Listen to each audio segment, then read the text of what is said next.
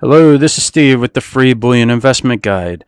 Today is March 16th, and I'm doing a review and outlook for the price of silver, and this is silver's 4-hour chart.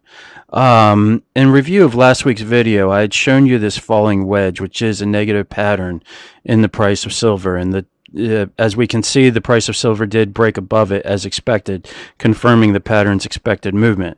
The price of silver did consolidate a little bit on Monday, but then on Tuesday, after we heard of the inflation numbers at 0.2%, in February, it helped the price of silver move higher, breaking the pattern and coming up to about the 15. It topped out around the 1554, 55 level, and then it came back down and closed the day around the 1550 level. So, and then it just continued to fall on Thursday after the Brexit vote, where the MPs in the UK basically voted to extend Brexit, and that helped the price of silver to fall because most of the market tends to want to keep Britain in the EU, and so it gave them some certainty that there isn't going to be a Brexit as far as this month goes. So they sold off the safe haven, but then on Friday they bought up a little bit more because of North Korea threatening to end their nuclear talks. So it was a mixed bag out of silver. We saw basically down, up, down, up, down a little bit at the end of the week. Basically just a consolidation. As far as so in review, we have the falling wedge has been confirmed, and we can now remove that. And I have ghosted in a couple of lines in here to show now the new patterns that are in the price of silver.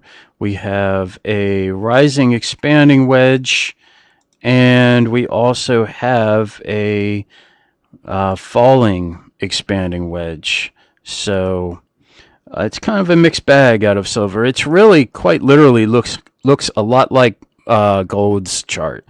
If you happen to look at the video that I did for gold this week as well, it looks exactly like gold's chart, in addition to the fact that there is a head and shoulders pattern also forming in silver's price chart, and you can see that right here. And this head and shoulders pattern is a negative pattern.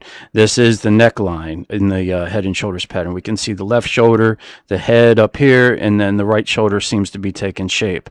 So we could see the price of gold price of silver, excuse me, after the Fed meeting is really what the market's waiting for. So we'll likely see some sideways movement, and then one of these three patterns being confirmed.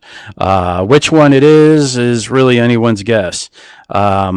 So again, we have a head and shoulders, a rising wedge, which is a negative pattern, and a falling wedge, which is a positive pattern. As far as which one will be broken first, I will likely be reporting that to you next week. So I thank you for your time.